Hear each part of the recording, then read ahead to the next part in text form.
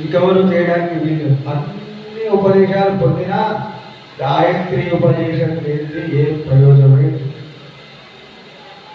అలాంటి గాయత్రి ఉపదేశము ఎంతో వైభవంగా అందరినీ బంధువులను మిత్రులను అందరినీ పిలుచుకొని బ్రాహ్మణుడితో తీసుకుంటాం. చాలా శక్తివంతుడు, బ్రాహ్మణ శక్తివంతుడైతేనే ఈ లోకం సుభిక్షంగా ఉంటుంది అనేటువంటి తత్తుతోటి ఉపనయన సంస్కారాన్ని గొప్పగా చేస్తారు బ్రాహ్మణుడు. బ్రాహ్మణుడు కనుక దుఃఖితుడైతే ఈ లోకానికి అరిష్టం. కాబట్టి బ్రాహ్మణుడు ఎప్పుడు కూడా దుఃఖితుడై ఉండకూడదు అనేటువంటి భావనతోటి ఆ అమ్మవారిని ఉపాసన చేయాలి. ఆ అమ్మవారి ఉపాసన చేస్తే వీడు ఏది వాళ్ళకి ఆశీర్వదన చేస్తాడో వాళ్ళకి తప్పకుండా ఫలితం వస్తుంది. అందుకే గాయత్రి ఉపాసన చేసుకోవచ్చు. ఇక పోతే మహాలక్ష్మి అమ్మవారు మనకేం చేస్తుంది అంటే, మనలో 3 ప్రపంచంలోకెల్లా ఈ 3 కష్టాల కంటే ఏవి ఎక్కువ కష్టం కాదు. ఒకటి దరిద్రం, రెండోది దుఃఖం, మూడోది భక్తి. ఈ 3 ఇచ్చినటువంటి కష్టాలు ఈ ప్రపంచంలో ఏమీ లేవు. అలాంటి 3 కూడా తీసేటువంటి శక్తి ఒక మహాలక్ష్మి. దరిద్రం అంటే డబ్బు లేక దరిద్రం కాదు. డబ్బులు జేబులో ఉంటాయి, ఆకలి అవుతుంది, తినే పదార్థంతో దరిద్రం. దుఃఖం, మన దగ్గరి వాళ్ళకి ఏదైనా అస్వస్థత అయితే దుఃఖపడతాం. మనం ఏం చేయలేము. దుఃఖపడడం తప్పించి మనం ఏం చేయలేము. అది దుఃఖం. మన దగ్గర వాళ్ళు ఎవరైనా స్వర్గస్థులైతే దుఃఖపడతారు. ఆ దుఃఖాన్ని ఎవరు తీర్చలేరు, కేవలం అమ్మవారు మాత్రమే తీర్చలేదు. దరిద్రాన్ని అమ్మవారు ఒకటే పోగొట్టుతుంది. భయం, భయం అయితే అందరికీ తెలిసింది. కింద చెంచబడ్డా కూడా భయపడతారు. అలాగే ఊహాత్మకంగా ఏదో జరగబోతుంది అని భయపడతారు, ఏదో జరిగింది అని భయపడతారు.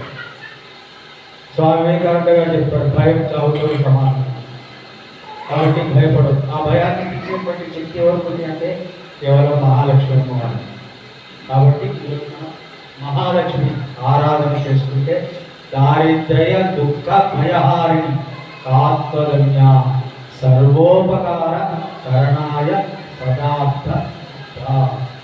ఎప్పుడు కూడా సదార్థము, ఎప్పుడు నా లక్ష్యాన్ని నాకు ఎప్పుడు గుర్తు చేస్తూ ఉండమ్మా. నా చిత్తాన్ని ఎప్పుడు కూడా నా లక్ష్యం వైపే ఉంచు. నా లక్ష్యం వైపు వెళ్ళేటప్పుడు నాకు దరిద్రము, దుఃఖము, భయము అన్నీ కూడా తీసేది అనేటువంటిది అమ్మవారి యొక్క. ఇంత మీకు ఎందుకు చెప్తున్నాను అంటే, పూజ చేసినప్పుడు శ్రద్ధ రావాలి.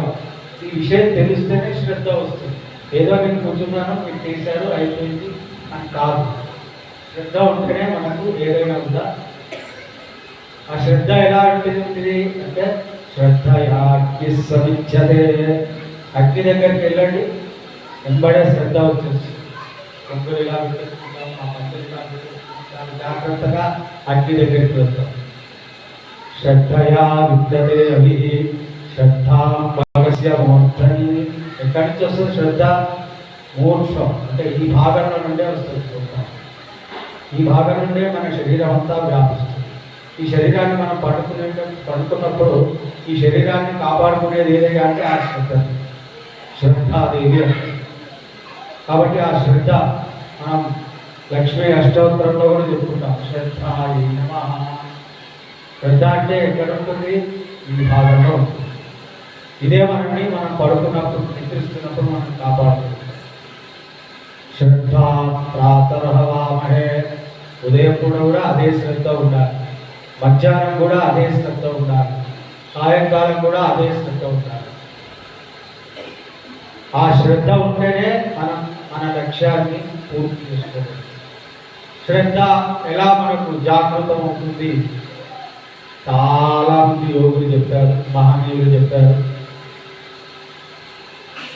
శ్రద్ధా ప్రాతరహవామహే శ్రద్ధా మధ్యం దినంబరే శ్రద్ధా సూర్యస్య నివృత్తి శ్రద్ధే శ్రద్ధామయే నమః శ్రద్ధా దేవానది వస్తే శ్రద్ధ విశ్వ జగత్తు.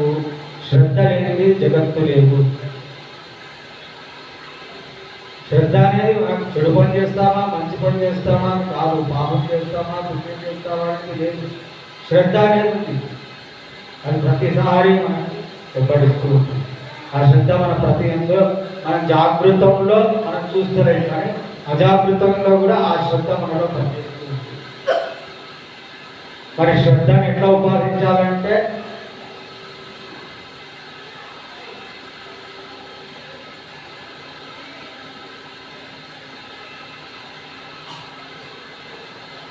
గాలి, మనం తీసుకునేటువంటి శ్వాస. అసలు మనలో అందరిలో ఉన్నది ఏదైనా అంటే శ్వాస. కలిపి వాటిలో మొత్తం అన్నీ ఉంటుంది. కానీ శ్వాస అంటే చాలా మంది గాలి అని అనుకుంటారు. గాయత్రి అమ్మవారే భూవాయన ప్రాణాయన అంటే భూమి వాయువు మనం పీల్చుకున్నట్టయితే మన ప్రాణానికి శక్తి లభిస్తుంది. అది కేవలం గాయత్రి మాత్రమే మనకి ఇవ్వగలదు. ఆ శ్రద్ధ మనలో ఎలా వస్తుందంటే మన నిత్యం కూడా ఏ పని చేసినా మన శ్వాస మీద ధ్యాస ఉంచుకుంటూ చేస్తే మనం జాగృత అవస్థలో మనం పని చేస్తున్నాం. ఉదాహరణకు ఒక తల్లి బిడ్డకు వంటది ఆకలి అవుతుంది అని అంటే అన్నం ఉండాలి. పిల్లవాడికి ఆహారం ఏదో ఒకటి అన్నం చపాతి ఏదో చేయాలి, ఉప్మా ఏదైనా చేయొచ్చు. ఆ తల్లి ఒకటేసారి కడుపులో ఎలాగో అయిపోతుందో పిల్లవాడు ఏం చేస్తున్నారు అప్పటికప్పుడు అక్కడ ఏమున్నాయో చూసుకోండి. వాడికి ఇష్టమా లేదా అదంతా తెలియదు. అక్కడ ఉన్న ఏవో 4 పదార్థాలు చేసి కనిపించి ఆ తల్లి పిల్లవాడి ఆకలి తీర్చడానికి ఇస్తుంది. అందులో కేవలం పదార్థం లేదు, శ్రద్ధ ఉంది. అయ్యో నా బిడ్డ ఆకలితో బాధపడుతున్నాడు, వారికి ఆకలి తీర్చాలి, ఆకలి అనేటువంటి రోగాన్ని తీర్చడానికి ఔషధంగా ఉండాలి అనేటువంటి శ్రద్ధతోటి ఆ తల్లి చేస్తుంది. అలాగే వాడికి దెబ్బ జ్వరం వచ్చింది, అలాంటి అదే తొందరగా కోలుకోవాలి అనేటువంటి శ్రద్ధనే ఉంటుంది. అలాగే వాడు విద్య చదువుకుంటున్నాడు, వీడు బాగా చదువుకోవాలి, బాగా ఉన్నతమైనటువంటి స్థితి రావాలి అని తల్లి మాత్రమే ఉంది. తల్లి గర్భంలో శిశువు ఉన్నప్పుడు చాలామంది భయపడతారు. మొదటి ప్రస్తుతం చాలామంది భయపడతారు, ఆందోళన పడుతుంటారు, నాకు ఏమవుతుందో ఏమో అనుకుంటారు. ఈ లోపల అత్తగారు భర్త వాళ్ళు కూడా కొద్దిగా ఇట్లా ఉండాలి అట్లా ఉండాలి, ఏవో నియమాలు అన్నీ ఇవి ఆచారాలు అన్నీ చెప్తూ ఉంటారు. ఏమీ అర్థం కాదు, ఒక ప్రశ్న ఉండిపోతూ ఉంటుంది. అదే ఒక మహారాణి ఉంది అనుకోండి, ఆమె గర్భం ధరించింది అనుకోండి, ఆమె శ్రద్ధ ఎలా ఉంటుందంటే ఈ దేశానికి నేను రాజును కనబోతున్నాను అనేటువంటి శ్రద్ధతో కనుక్కుంటాను. వాడు పుడతాడు, రాజు పుడతాడు. మరి ప్రతి తల్లి అలా ఆలోచిస్తున్నా అంటే తన గురించి ఆలోచిస్తుంది. నాకేమైపోతుందో కాదు, నా బిడ్డ ఒక IAS ఆఫీసర్ అవుతాడు, ఇలాంటి ఆలోచన. నా బిడ్డ గొప్పవాడు అవుతాడు, ఈ సమాజానికి ఒక ఉన్నతమైనటువంటి స్థితి వస్తుంది నా బిడ్డ వల్ల. ఏ తల్లి అయితే ఇలా కోరుకుంటుందో వాడు అలాగే అవుతాడు. కాబట్టి తల్లి ఏమనుకుంటుందో గర్భ అవస్థలో ఉన్నప్పుడు అదే వాడు. కాబట్టి మొదటి సంతానం మీరు ఇంట్లో చూసుకోండి. ఇది అందరికీ ఉద్యోగంగా అర్థమయ్యేలా.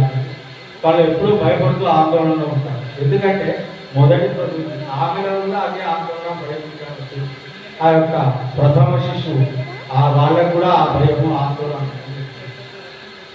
కాబట్టి లక్ష్మిని పూజించడం చేయడం అంటే మనలో చెడు భావనలు తీసేసి సద్భావన కలగాలి.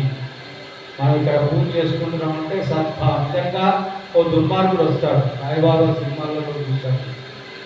ఆయన వచ్చి ఒక దుర్మార్గుడు తింటూ ఉంటాడు, ఆయన సంతోషంగా అనుభవిస్తాడు, తిట్టు కూడా ఆనందంగా అనుభవిస్తాడు. భర్త తింటాడు, ఆనందంగా అనుభవిస్తాడు. భార్య తింటుంది, ఆనందంగా అనుభవిస్తాడు. తండ్రి కోప్పడతాడు, కొడుకు కోప్పడతాడు, మిత్రుడు కోప్పడతాడు. అవి ఆనందంగా స్వీకరించాలి, అహంకారంతో కాదు.